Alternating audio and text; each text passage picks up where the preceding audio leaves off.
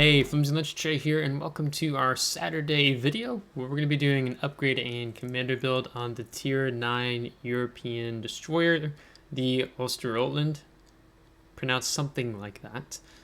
And so we're going to take a look at the modules, consumables, the upgrades, as well as the commander. But first, we're going to do a very brief overview on the ship with the armor layout. So when we're talking about the different ships in the game, it's important to understand what type of ship we're discussing. So for example, with destroyers, you have three types of destroyers in World of Warships. You have your gunboat destroyers, you have your torpedo destroyers, and then you have your hybrid destroyers, which are a mix of both the torpedo and gunboat destroyer type. And to me, that is where Östergötland falls into. She's kind of, she's not as straightforward as saying like a hybrid line like the British destroyers or a hybrid like the American destroyers. She's got a little bit of different things going on with her, but I would classify her more as a hybrid.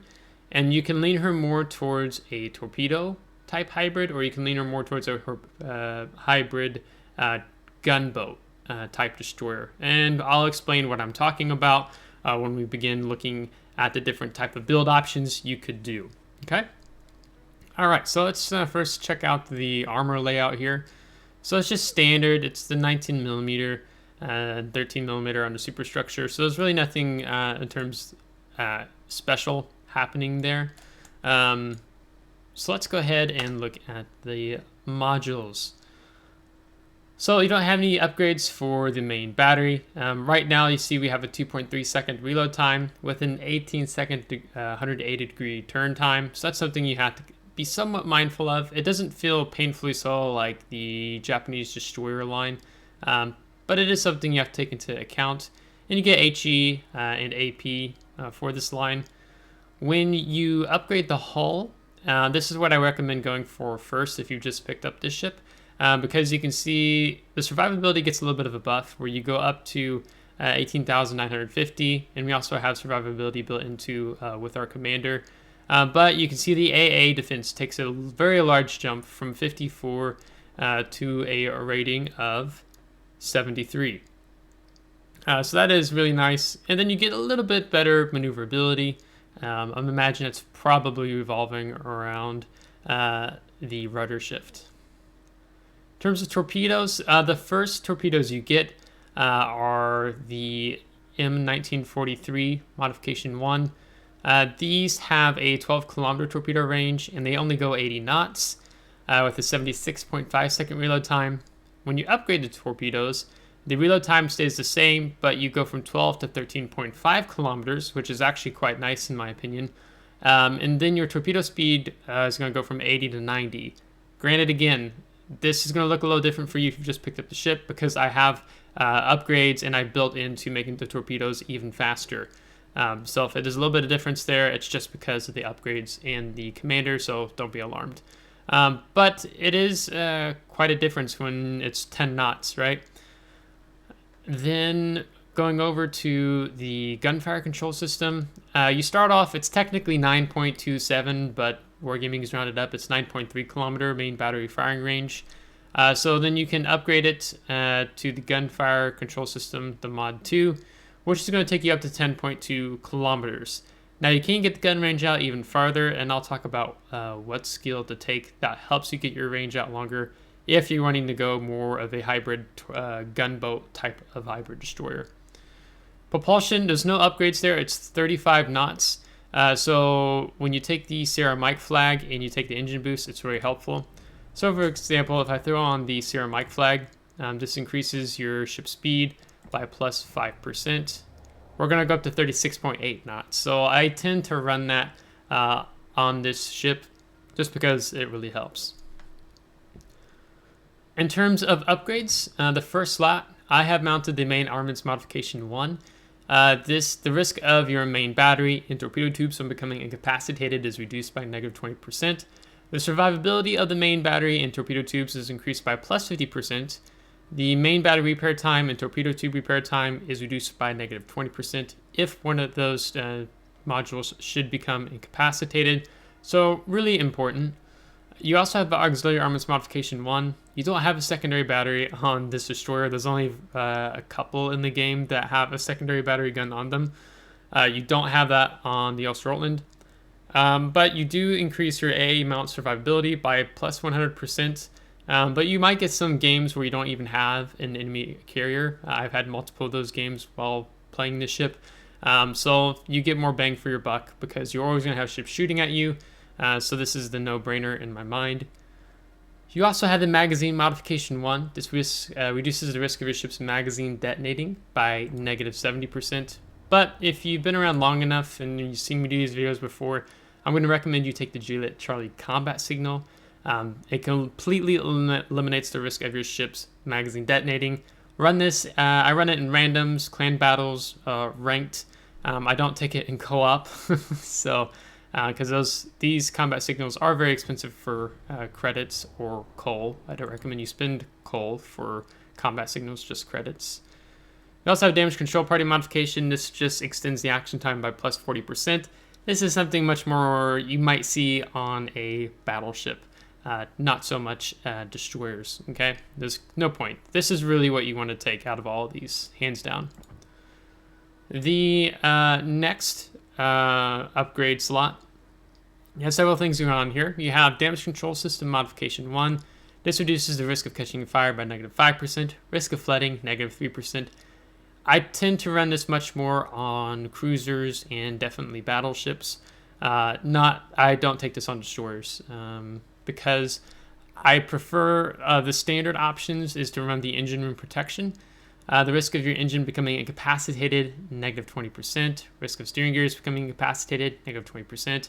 And repair time for the engine or steering gears, if one of those two should get knocked out, is also reduced by negative 20%. So you're kind of focusing on your maneuverability and being able to get around the map. If a reduced repair time, for example, you've used your damage control party.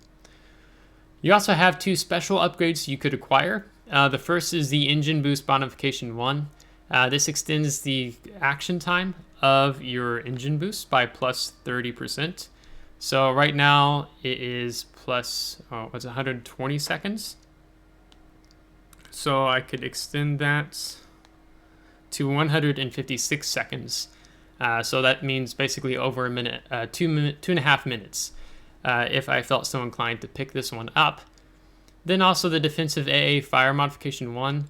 This extends the action time of your defensive AA fire and reduces the reload time by negative 10%. So right now our action time is 40 seconds. So then that was plus 20%. You'd go to 48 seconds. Your reload time, which is 80 seconds, you drop down to 72 seconds. Would I recommend either of these? I would probably recommend taking the engine boost modification out of the 2 of them. Again, you can get some battles where your AA doesn't really become in use. There's no CVs in the battle. Maybe there's a hybrid battleship, hybrid cruiser, which that'd be seeing something like, was it the Tone and the Kearsarge as an example. Usually you don't get your whole use of the 40 seconds anyhow out of your defensive AA fire, because the carrier doesn't tend to hang around that long. If it's something like FDR, then yeah, it's going to be hanging around a lot longer because those planes have insane survivability. The engine boost, yeah, I can see that. If you come into the armory, which I think I need to burn my coupon on this before they reset. It's for 17,000 coal. You can use a coupon that will reduce the cost by negative 25%, brings it down to 12,750, and then you could pick it up. I probably would actually run this with the Östergötland. I don't feel like spending my coal right now for it, but I would recommend, if you want to take one of these 2, I'd recommend this. Otherwise, just stick with the engine room protection. For slot 3, I shared in yesterday's video when I was highlighting the ship that I have gone for a torpedo build on the Östergötland, just because these torpedoes you can have such a fun time with. You can, however, also go for a main battery gun build, if you will. Okay, so this first skill here is main battery modification 2. It improves the traverse speed of your guns by plus 15%. So like we were saying, 180-degree turn time on these guns right now is 18 seconds. So you could improve that. That's not what I would say to take if you're trying to build into the guns. You have A guns modification. This reduces the preparation time of the priority AA sector. No, not so much. This is the skill, aiming systems modification 1. This is what I'd recommend if you're wanting to go for more of a gun build with the Östergötland. Mainly it comes down to the dispersion of your main battery. So your maximum main battery shell dispersion is reduced by -7%.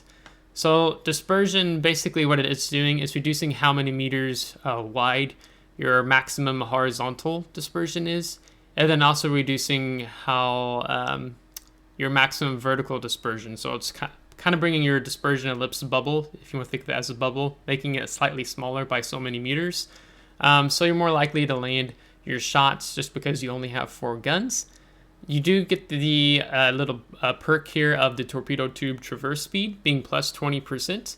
And again, there's a secondary skill here, but you don't have secondaries on the Östergötland. So if I was going for more guns, I definitely would be taking the aiming systems modification 1. However, I've elected to go the torpedo route, okay? So I've taken torpedo tubes modification 1. This improves the torpedo speed by plus 5%. We get that same torpedo tubes traverse speed as on the aiming systems modification 1, plus 20%. But then we also get a reduction in the risk of our torpedo tubes becoming incapacitated by -40%. So our torpedoes are much more likely to stay online. They're not as likely to get knocked out. And that is quite helpful, okay? So if you want to go for a gun build route, go for aiming systems modification 1. If you go torpedo route like I am, go for the torpedo tubes modification 1. Next up, we have the 4th slot. You have damage control system modification 2. This is something you're going to see much more often on heavy cruisers like battle cruisers, battleships. I don't recommend taking this skill on destroyers. It's just not worth it. The 2 skills I would recommend would be either the propulsion modification 1 or the steering gears modification 1. I personally prefer the propulsion modification 1 on my destroyers, because what it does is it reduces the time it takes to reach full speed when accelerating by -50%. So that means I can slow down quicker, I can accelerate quicker, especially when I have the engine boost running, because I like to try to juke when I'm in gunfights with a destroyer, or let's say even a cruiser. Then I can accelerate, deaccelerate much quicker with this, so then I can completely avoid incoming fire, okay? You also have the steering gears modification 1. This reduces your rudder shift time by -20%. So our rudder shift time right now is actually not bad. It's 3.7 seconds. If you took that skill, you would be reducing your rudder shift time to just underneath 3 seconds. So 2.96 second rudder shift time. With rudder shift, usually it's like, oh, maybe it's more helpful. It helps you avoid some torpedoes if you're trying to fit in between the gap between some. Not always necessarily helping you juke shells, okay? So that's why I like taking the propulsion modification 1. You also have depth charges modification 1. This just gives you 2 more charges to your depth charges. And right now there's not enough submarines in the game to warrant taking this. We're going to have to see what Wargaming decides to do as they keep tweaking and modifying submarines for over the past year in the game. It's anyone's guess what the final product is going to look like. Granted, I think they're probably getting closer to it now than they've ever been before. So either of these 2, but I prefer the propulsion modification 1. You can test out both. It's up to you. But it's going to cost you 1,000,000 credits testing either one of them out, or just mounting, demounting them for 25 creds. Or doubloons, sorry. Then for the 5th slot, you have torpedo lookout system. Don't take this on destroyers. Concealment system modification 1. This reduces our detectability range by a C, and by air. In addition, it increases dispersion of shells fired by enemies attacking your ship, so it means they're not quite as accurate by that plus 5%, okay? So with the camouflage, with Concealment Expert on our commander, our detectability range by sea is 6 kilometers.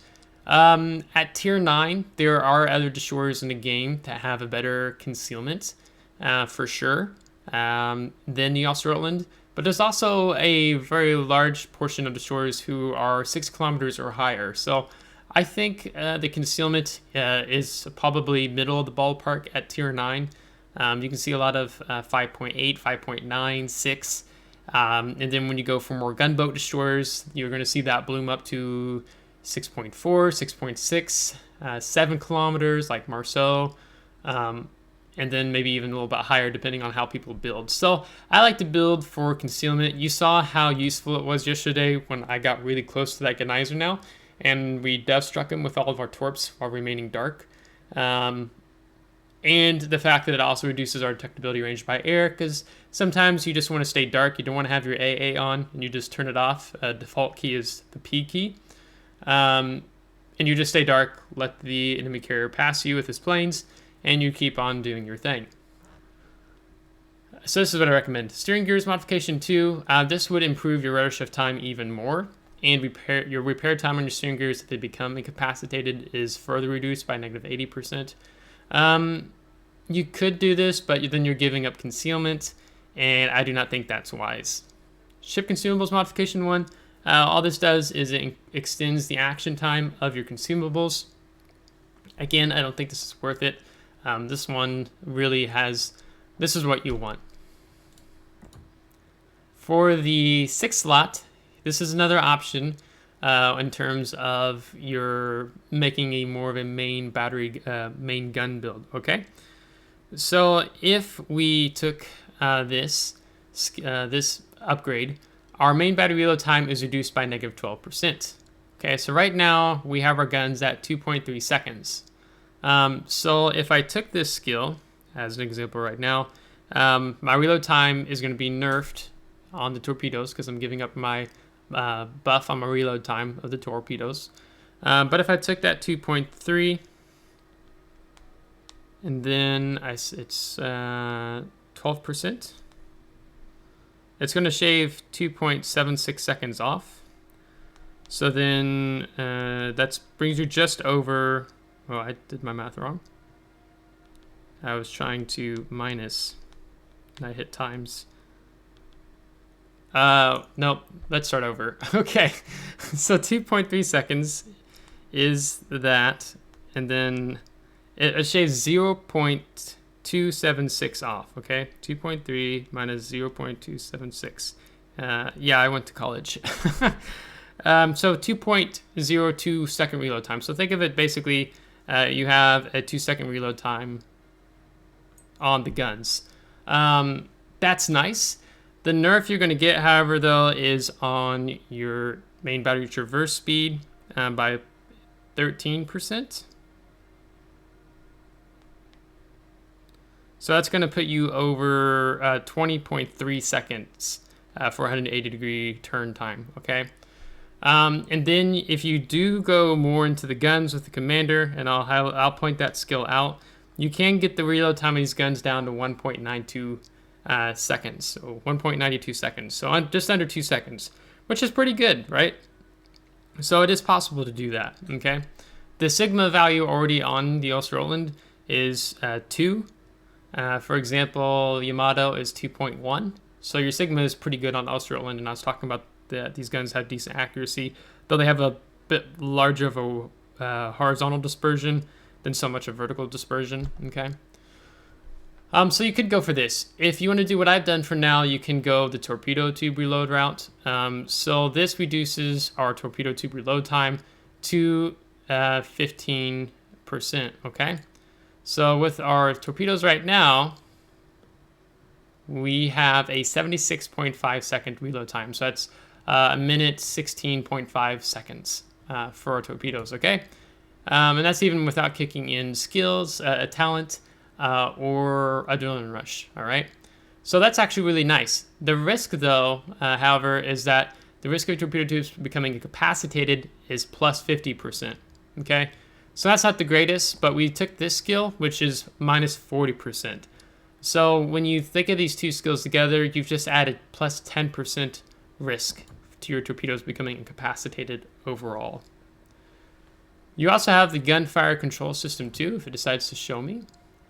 This extends your main battery firing range by plus 16%. Okay, so if our main gun range right now is 10.2, and we times that, it's going to take us up to 11.8 kilometer gun range. You could do that, but there's a skill you could take on your commander. I still lean towards either, if you're going to do a gun build route, go for the reload time. Go for the damage per minute over the range, okay? That's what I'd recommend. You also have auxiliary armaments modification 2. This is basically an AA-minded skill. So your continuous AA damage goes up by plus 15%. Damage from shell explosions, plus 15%. Number of explosions produced by salvos from AA defenses when the defensive AA fire consumable is active, plus 2. So you could really make a more nasty AA build with the Östergötland. But if you're tier 9, you're probably going to see tier 10 cures already and super CVs. So maybe I'd recommend, if you wanted to do a really strong AA build or something, maybe you're thinking of Holland at tier 10 for that. I don't think I'd recommend it so much on the Östergötland. Consumable wise, you have your standard damage control party for destroyers, which means their action time is 5 seconds. The reload time is 40 seconds. You have an unlimited number of charges, consumables if you will. Then you have repair party. Partially restores the ship's HP by repairing any light damage. HP per second, 189. Action time, 14 seconds. Reload time, 80 seconds, and you get 3. Okay? So I noted how I like to take the India Delta combat signal. This increases the amount of HP that can be recovered when the repair party consumable is active. And you can see it's taking us from 189 to 227. Maybe you don't think that's a huge difference, but it says HP per second. And then if you think about if you get this heal off multiple times, that combat signal comes in real handy, okay? And I've gotten multiple dreadnoughts with destroyers with repair parties before. It's possible. And it's hysterical at the same time. The engine boost, we talked about that. And we talked about how you could even take the special upgrade, which I would recommend doing here on the Östergötland. 120 seconds, reload time, 120 seconds. So you saw that I blew through all 3 of these charges in yesterday's game. It's very helpful to have that additional engine boost time in getting around the map. So it's just a good skill. You have the defensive AA fire consumable. I discussed that when you have a CV planes that you want to take on and turn on your AA, or if he's coming for you, you want to pop the defensive AA fire consumable first, which means I have it tied to my, or binded to my U key. So I'd press my U key, and then I would prioritize the A sector by pressing O in the direction I'm facing. And that gives you the biggest bang for your buck with the AA, with the build we have now, okay? So this is really nice, especially when you are facing tier 8 CVs. You can shred the planes more so than you could a tier 10 CV. Well, let's talk about the commander, because we are already about 24 minutes in. So first, I got to briefly talk about the unique legendary commander. I don't know how to say it. Jerzy Ҭwirski. So I'm going to pronounce his name. Okay. How do you obtain Jerzy Ţwirski? Well, let me show you. Previously, back in the day, you could obtain him through doing a campaign, but then they took him out of the game for several patches, and then they brought him back in, and they brought him back in for coal. So if I scroll down here to the bottom, he is for 175,000 coal. He has 2 talents. I've activated both of them so far in playing the Östergötland. The first is, well, let's just hop back and look at him. The first is the Torpedo Armament Expert, and this is a can-be activated skill. It reduces the reload time of torpedoes for every 8 successful torpedo hits scored on enemy ships. I've been able to stack this twice. So instead of just having a negative 5% torpedo tube reload time, if you get 16 torpedo hits, then it's a negative 10% torpedo tube reload time, okay? That is quite funny in my opinion, because then you go from that 76 seconds to 69, 68 seconds. And then you tie that maybe with Adrenaline Rush, you can be sitting closer to a 1-minute reload time on these torpedoes, okay? It's quite fun. These don't work in clan battles and don't work in training battles either. The other skill is the AA Gun Expert. You can only activate this talent once.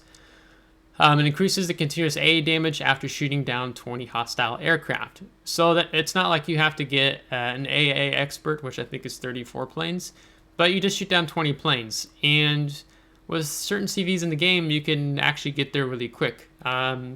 You saw that the Hornet in yesterday's game only focused me briefly until I killed him, and we got 18 aircraft shot down, and that can even include fighters, okay? So that's a fun skill to have to buff your continuous AA damage. So then 262 and plus 10%. So you're adding 26 point, no, you're adding more than that. You're adding over 50. No, it's 10%, sorry. You go from 262 to 20, 80, 82,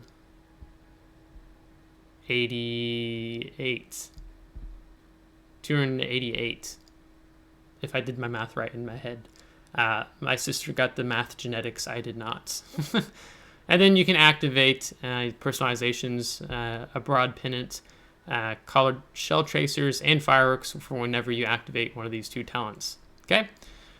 He has an enhanced skill. His enhanced skill is the Adrenaline Rush. Standard, it's 0.20%, and then for the AA damage, it'd be plus 0.20%. Here, it's minus 0.25%, and then on the continuous AA damage, it's plus 0.25%, okay? That's the enhanced skill. Normally, you get 2 enhanced skills with a really cool commander like him, but it's just 1 here, okay? And this is really valuable, I think, to take when we're talking about the gun reload time or the torpedo reload time, whichever of those 2 builds you end up going for. All right, you want to do your bread and butter 10-point destroyer build. Okay, this is something like 95% of destroyers you're going to build. The first 10 points in the game, you're going to walk up this line. Okay, first point, preventive maintenance.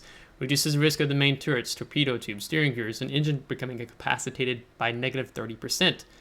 Then you get 3 points. This is a 2-point skill. Last stand. The ship remains partially able to sustain speed and maneuverability with the engine and steering gears incapacitated. A 6-point skill, or 6-point commander, okay? So 1 point, 2 points, this one's 3 points. HP increase for each ship tier, plus 350. So that's what buffs our survivability, up to 18,950. One of the cons of this line is, because it has a lot of good things going on with the guns and the torpedoes, is that it doesn't have the largest health pool, so for any destroyer in the game, it's pretty much mandatory. You want to take Survivability Expert, because of how much more of a buff you can get with your health pool, okay? 10-point build, Concealment Expert, okay? That's what helps us get down to that 6 kilometer by sea, 2.7 by air, and then 0 to 2.7 by depths. This is like means submarines, okay? So very valuable to have, 10 points. For a 13-point build, then I would recommend picking up the Adrenaline Rush, even if you don't have Jerzy Ţwirski, some other European commander that doesn't have an enhanced skill here. You still want to pick up the Adrenaline Rush because that can buff the reload time on your guns. So if you want that hybrid leaning towards gunboat type of build, you know, we talked about we can get reload time of the guns down to, let me look here. This is, I think, a skill I have to keep in mind. With this skill, tied to this, let's say you've lost some health, you could be looking at a 1.8, 1.7 second reload time, okay? If it's a torpedo reload time, which right now it is 76.2 seconds, or sorry, 76.5 seconds. With Adrenaline Rush kicked in, you could be underneath 70 seconds, like 68, something like that. So really nice. And then after that, a 13-point build. If you're gonna go for the torpedo build like I've done, that's what I'd recommend as number one option, would be fill the tubes. This reduces the torpedo tube reload time. So these skills mesh really well. These skills mesh really well with the upgrades we've taken. That's what gets us to that 76.5 second reload time, okay? So 16-point build. After this, with my next 2 points, so an 18-point commander, I want to pick up Swift Fish. This increases our torpedo speed by plus 5%. So that you can see we go from 90 knots to 95 knots. Very hard for a ship in the game to see them and then also dodge them, or see them but very small reaction time to try to avoid them because the torpedoes are just coming so fast. The travel time of these torpedoes are insane. So that's why I think I prefer building into torpedoes on this line. Okay. Then that gives you 3 points. So for my remainder 3 points, I'm actually thinking of going with the main battery and AA specialist. So what this skill does is that it buffs your main battery reload time by -5%, but it also buffs your continuous AA damage, okay? So watch the continuous AA damage, it's 262, then our reload time of the guns is 2.3. So 288, okay, so we got a +3 ranking here. And then we went from a 2.3 second reload time to a 2.2 second reload time, okay? This is the build that I am working on to make happen. If you're wanting to do just the guns, what you would do is you would drop fill the tubes, and then you would take this guy, and then you would take this guy. So just swap fill the tubes, pick up main battery and AA specialist. That's what gets you down to the 1.92 second reload time. Furthermore, you're buffing your AA output. So AA damage goes up to that 288 here. And then this skill on the main battery and AA expert, your main battery firing range goes up from 10.2 to 12.2. And then your damage by shell explosions goes from, what is that, 1,610 to 1,852. So these skills work really well in tandem, because not only for the guns, but also the AA, okay? So you could definitely do that route. If I was not doing a torpedo build route like this, I would very quickly drop the fill the tubes and pick up the main battery and AA specialist, okay? So then let's say we swap that skills and you want to go for that gun build on the Östergötland. Then Flimsy, what would you do with your last point? My last point, I would probably pick up incoming fire alert. A warning about a salvo fired at your ship from a distance of more than 4.5 kilometers. Especially if you're going to be using more of that gun range, then you want to be able to know maybe if there's a cheeky cruiser or battleship at a distance who's taking a shot at you. Otherwise, you could pick up the Grease the Gears skill, +15, which would bring us down to 15.7, but keep in mind we didn't take that gun reload time in the 6th slot. So then you're going to go from 20 seconds to probably back down to that 18 roughly, okay? So that's what I'd recommend. Drop that one and pick up this one. Otherwise, the main recommendation I have is for the torpedoes, because who doesn't want to have 95 knot torpedoes, okay? With a sick reload time of just 1:16.5 seconds. Okay, so we're already 34 minutes in. I need to cut the chat. So if you want to ask about why I didn't take any of the other skills, just let me know in the comments.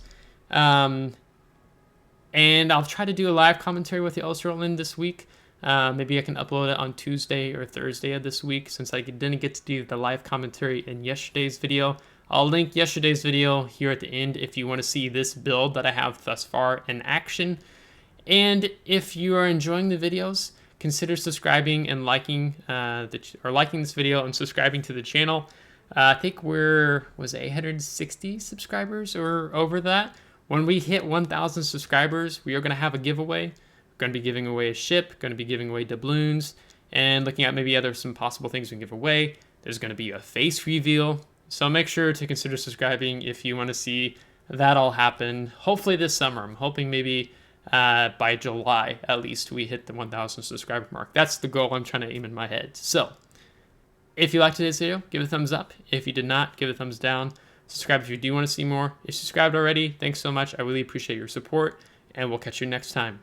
Take care.